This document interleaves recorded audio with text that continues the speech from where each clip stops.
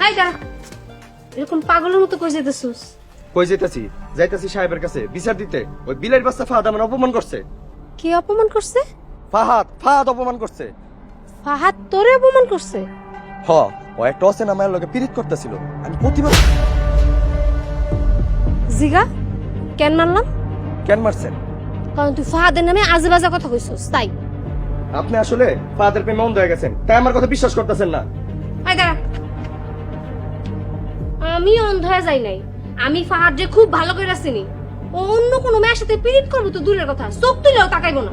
আপনি আসলে ফাহাদ রে। এই, আরেকটা দিও না যাবি।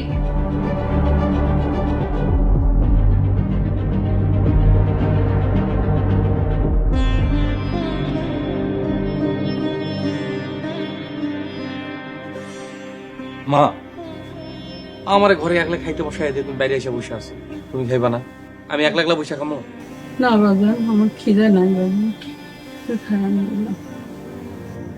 কি হয়েছে তোমার মা? ওই মাইয়াটা কেডা? ও এত কিছু জানে বাজান? আমি তোমার পরে সব করবো। চলো, আমি খাই নাও, চলো আসো।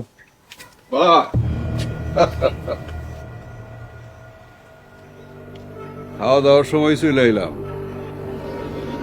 শুনছি মুরব্বীরা কইতো